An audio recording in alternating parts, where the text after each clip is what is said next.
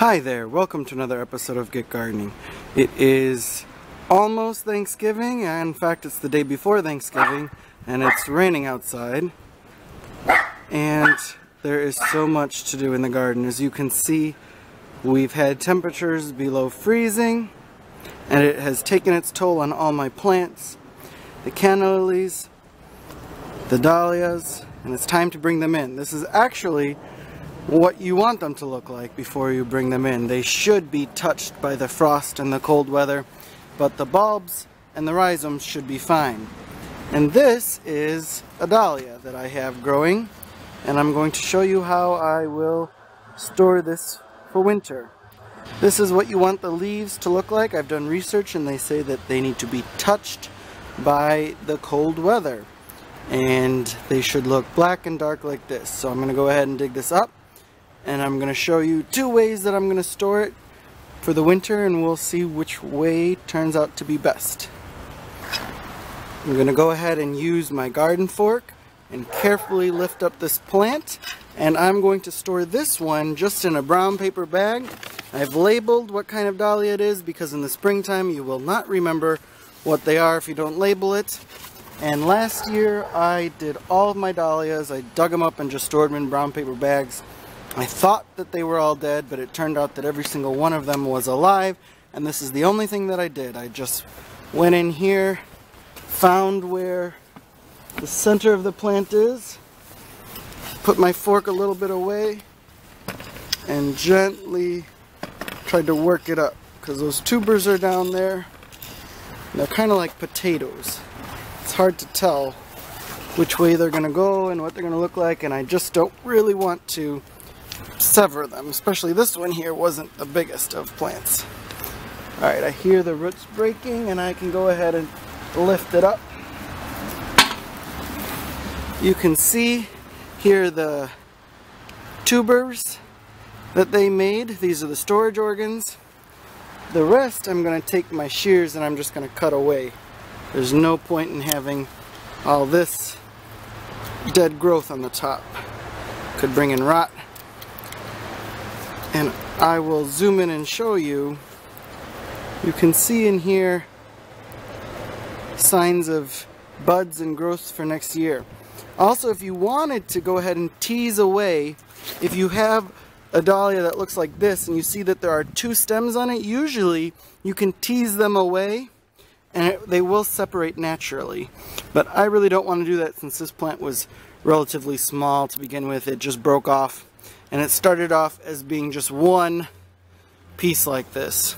So it has grown quite a bit. This one, I'm going to go ahead and just place in a bag, and I'm going to do nothing else to it. I'm going to leave what little bit of dirt is on it, and that'll just add a little bit of moisture to the plant. That will just sit in my basement from now, it's Thanksgiving, all the way till probably about April, when I'll start easing them out into my sunroom. I'm going to go dig up another one, and that one I'm going to store in a pot of peat moss, and I've heard that that's a way to keep those tubers from shriveling up. So I'm going to go ahead and do that, and we'll have a little experiment and see which way results in the best stored dahlia. So this one here is another variety that's exactly the same type that I placed in that brown bag. This one is called Bishop's Children. Has beautiful dark colored leaves and fuchsia colored flowers. Absolutely one of my favorite ones. So this one I'm going to go ahead and place in a pot that I have with just slightly damp peat moss, just a little bit of moisture. I've read that that's a way some people store their dahlia bulbs. I'm going to see which one yields the best results. This one you can see some of the tubers are actually pushing out of the ground, and this dead foliage is just kind of getting in the way. So I'm going to go ahead and cut it off so I can remove it and better see what I'm doing.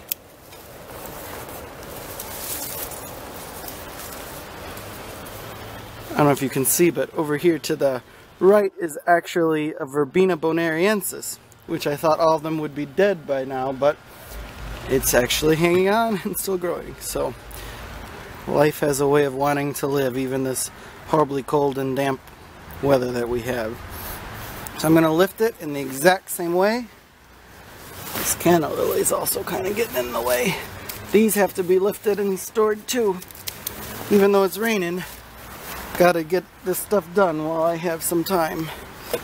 So, just a little bit further away so I don't damage some of the tubers. Just pry them up. Kind of look like potatoes. If you see, let me come to where the camera's at, would help. Gotta zoom out. When I went to dig this one up, a piece just naturally broke off. This has a stem, 3 tubers attached to it. This is the other part that's the main clump. So this is a way that they naturally like to separate themselves. So here's a new plant for next year for free. And this one, I'm going to place in this pot here with the stem facing up. And I'm just going to cover it with some peat moss. There's a little bit of moisture in it. I wetted it a little bit. It's raining outside too. So that way the tuber doesn't completely dry out. And I'm going to keep it just like this now in my basement for the winter time.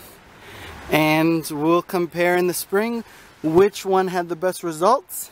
And that way we'll be a little bit more informed for next winter.